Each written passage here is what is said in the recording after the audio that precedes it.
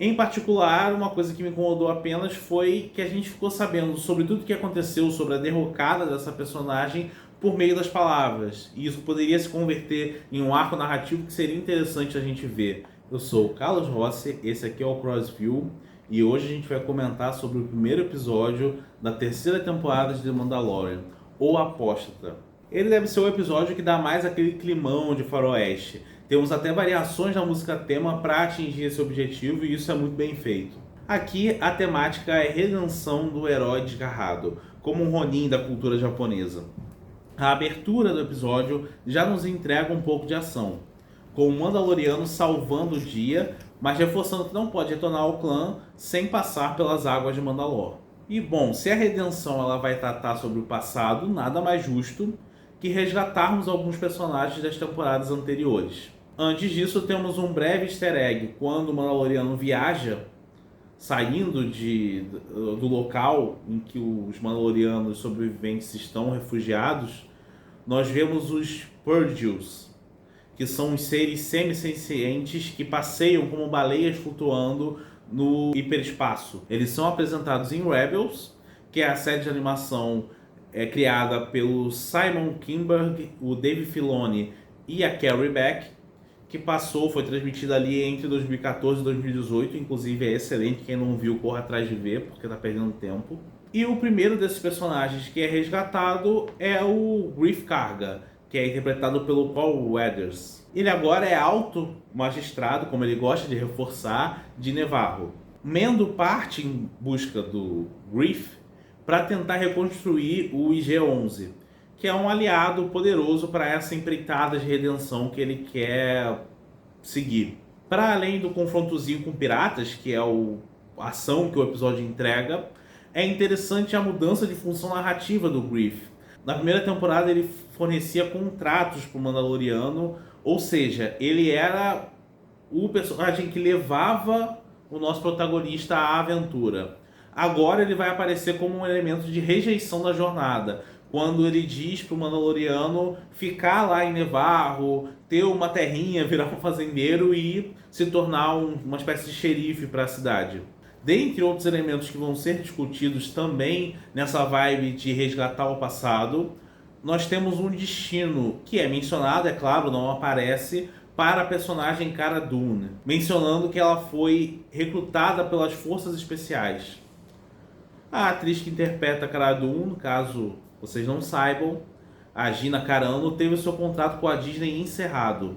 Isso foi depois da comparação infeliz que ela fez entre o ato de odiar alguém por suas visões políticas, mais ou menos as palavras dela, a perseguição que os judeus sofreram durante o Holocausto. Isso foi, na verdade, a gota d'água de um balde que já estava bastante cheio, com zombarias em relação ao uso de máscaras durante a pandemia do Covid-19 e também com acusações sem provas de fraude nas eleições americanas, nas eleições presidenciais de 2020 lá nos Estados Unidos. Essas informações elas vêm de notícias do The Washington Post, da BBC e do New York Times. São diversas fontes corroborando essa situação da Gina Carano. Mas como personagem foi uma grande perda. Eu costumo dizer que é claro que a gente tem uma associação entre o ator que faz um determinado personagem e a figura que vai ser exposta para aquele personagem, mas eu penso que os personagens tinham que ser maiores do que as pessoas.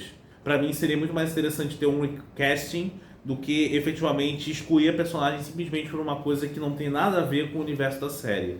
Mas a decisão da Disney faz sentido em relação à postura da Gina Carano em relação a esses temas tão sensíveis. Voltando ao enredo principal, nós temos o confronto com piratas e a apresentação dos mecânicos Anzellans. Um Anzellan já havia aparecido lá em A Ascensão Skywalker, que é o filme do J.J. Abrams de 2019, na figura do Babu Frick. Em particular, os Anzellans dão uma nova oportunidade para Shirley Henderson brilhar em seu papel de dublagem.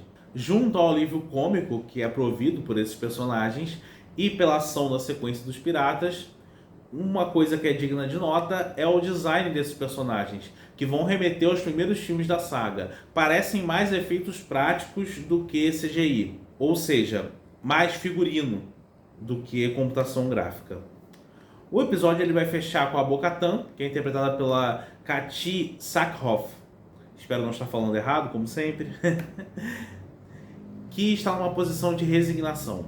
Ela funciona como a fusão de alguns arquétipos quando ela se vê nessa posição.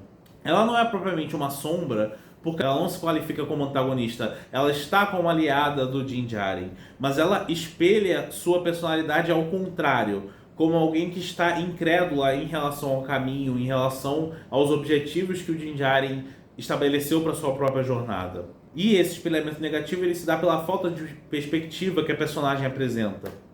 Ela está sem objetivo nesse momento.